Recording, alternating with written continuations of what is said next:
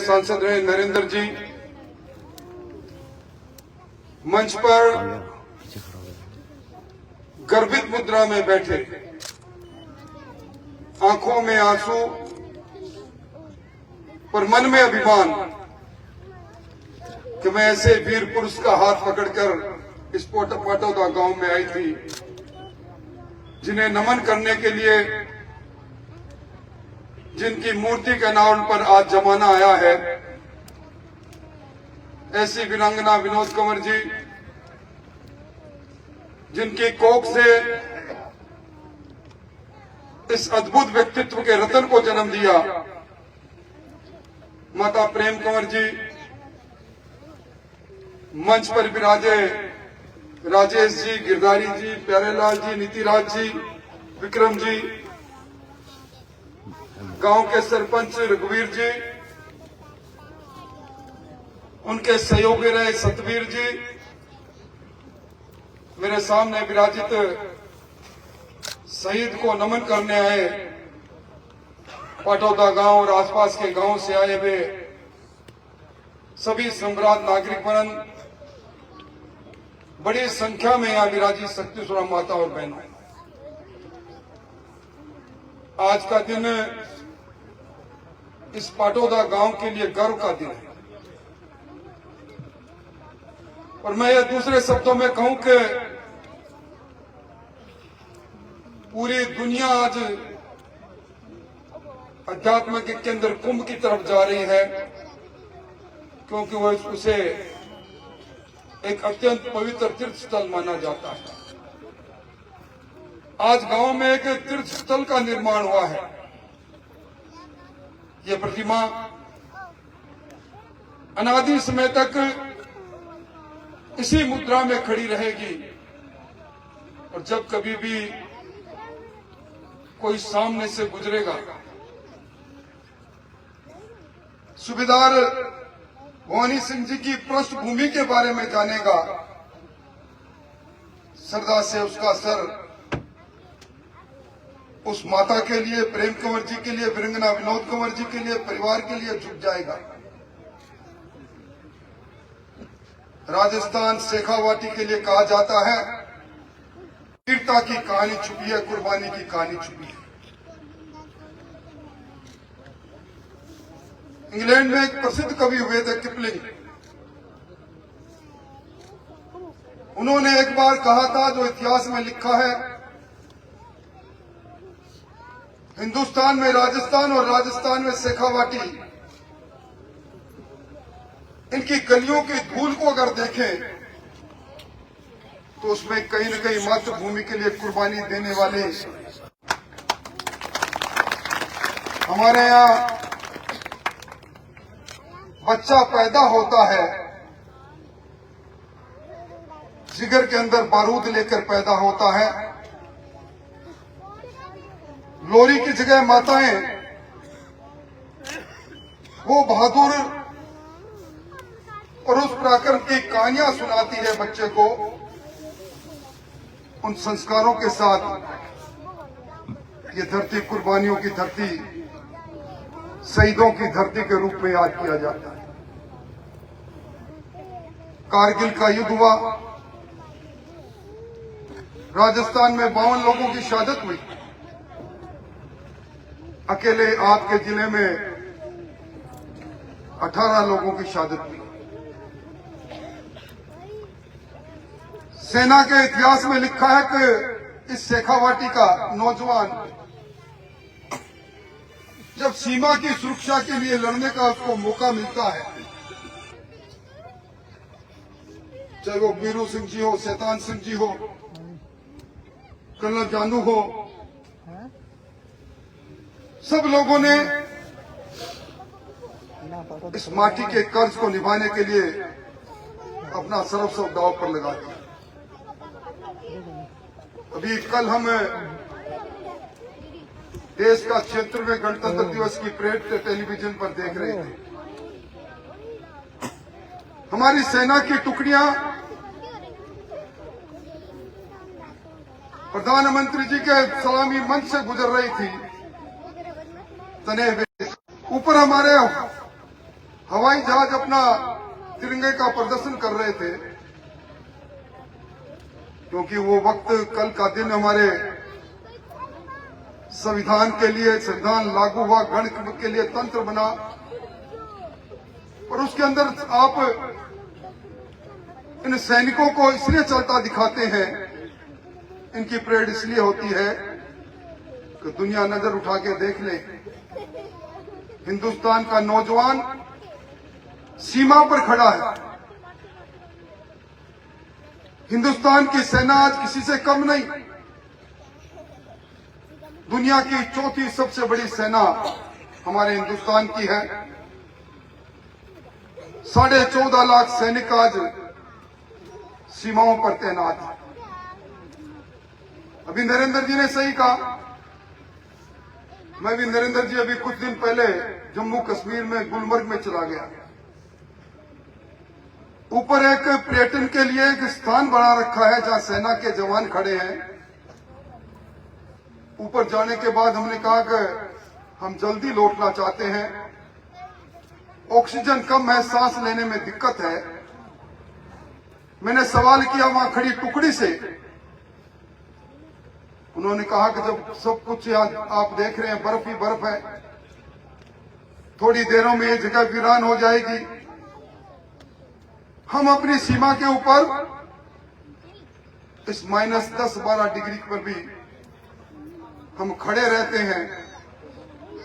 हम भी इंसान हैं, सांस लेने में हमें भी दिक्कत आती है, पर हमारे मन में, हमारे में सिखाया गया है कि सेना में भर्ती हुए हो तो वो पल आए जब, जिस तरह मुझसे पहले का, और कुछ लोग इतिहास में चले जाते हैं, जब पूरे सम्मान के साथ, तिरंगे के साथ दुनिया से विदा होने का मौका मिलता है। उस सैनिक ने कहा कि हमारे मन में एक ही अरमान रहता है कि ऐसा क्षण अगर आ जाए, इस देश की सीमा के लिए कुर्बानी देने का, वो दिन हमारे लिए पवित्र दिन होता है। हम उसी के लिए दिन और रात खड़े रहते हैं। ऐसे हमारे सैनिक, सर्जिकल स्ट्राइक हो, एयर स्ट्राइक हो, चाहे बांग्लादेश को अलग बनाने की बात हो, हमारे सेना का कीर्तिमान अभी डोकलाम के अंदर, चीन के अंदर, हमारी जो लाइन ऑफ कंट्रोल है सीमा, उससे आगे चीनी सैनिक बढ़ गए। ऊपर से हुक्म आया कि कोई फायर नहीं होगा, कोई हथियार नहीं चलेगा। कहते हैं सेना की टुकड़ी ने आपस में बात की, हथियार तो नहीं चलाएंगे, पर हाथ चलाने से किसने मना किया है? ये आगे बढ़ते जा रहे हैं, कदम हमसे छोटे से हैं। सबने अपनी जिंदगी में सेना में आने से पहले कबड्डी खेली है, चलो आज इनको कबड्डी खिलाएं। 12 चीनी सैनिक मारे गए। और डोकलाम के इतिहास के अंदर कहते हैं हाथों से इस युग में लड़के और वापस उनको खदेड़ दिया, ऐसे हमारे सैनिक। इसलिए मुझसे पहले सही कहा गया,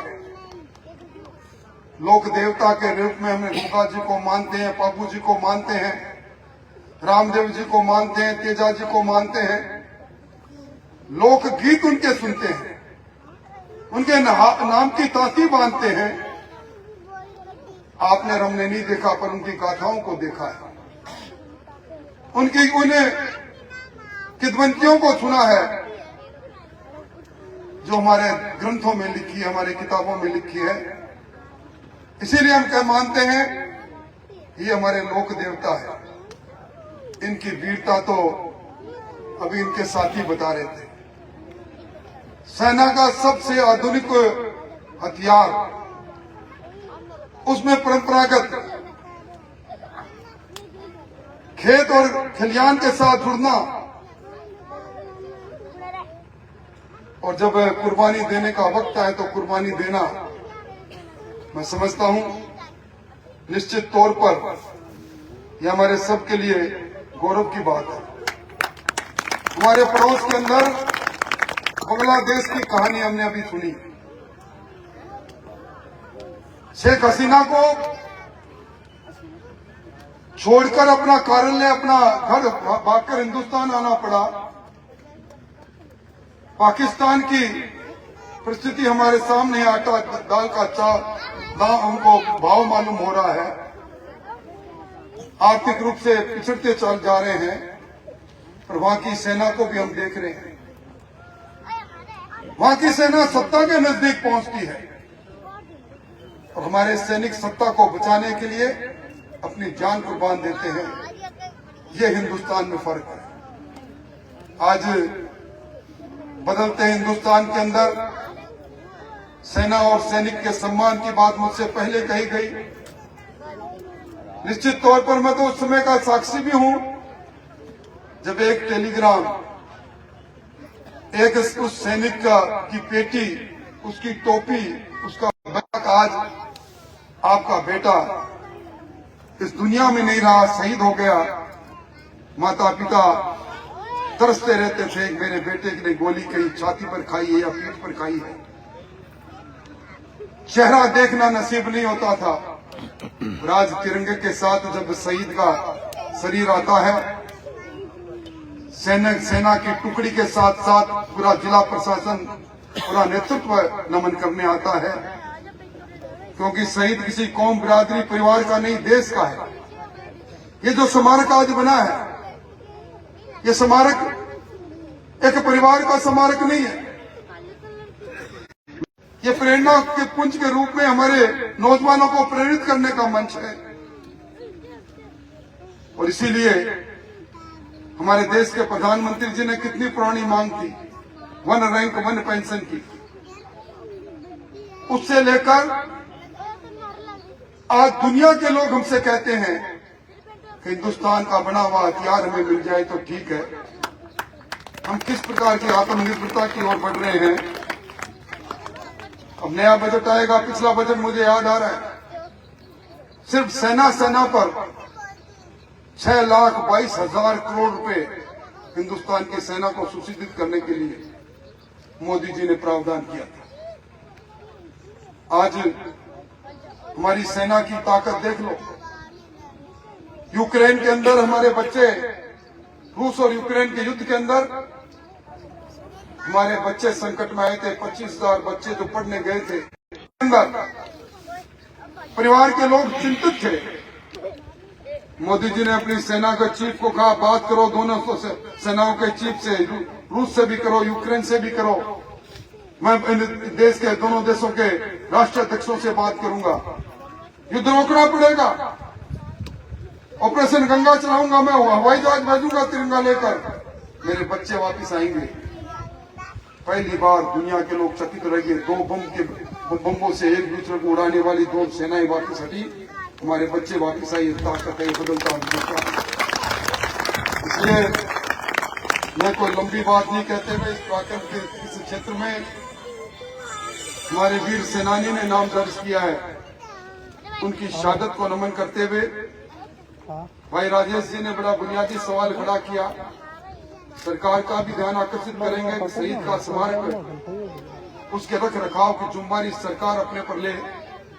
पर मैं ग्राम पंचायत के सरपंच साहब बैठे हैं, उनसे जरूर कहूंगा कि कम से कम इस शहीद के नाम पर, चाहे इसके बलिदान दिवस का दिन हो या जन्म दिवस हो, कोई न कोई एक दिन जरूर साल में रखना, जब यहाँ छोटा मेटा मेला भरे, लोग आए, शहीद की मूर्ति के सामने अगरबत्ती करे, पूजा करे, यहाँ प्रतियोगिता हो, खेल प्रतियोगिता हो, दूसरी प्रतियोगिता हो, सेना में जाने का जज्बा हमारे लोगों के मन में हो, ये काम आप जरूर करें। इस गरिमापूर्ण समारोह में आप सब लोगों ने बुलाया। मैं, क्योंकि ये तो वो धरती है जहाँ पद्म श्री रघुवीर सिंह जी जैसे लोग हैं, मैं इस पटौदा की धरती को नमन करते हुए मैं माता श्री प्रेम कौर जी को कहूंगा, ये दिन हर माँ के नसीब में नहीं होता। आपने कोई न कोई पुण्याई की है। आज आपके बेटे की प्रतिमा के सामने सब लोग नतमस्तक होकर उन्हें सलाम करने के लिए आए हैं। आप सबको धन्यवाद देते हुए अपनी बात समाप्त करता हूं। बहुत बहुत धन्यवाद। आमंत्रण के लिए बहुत बहुत बधाई।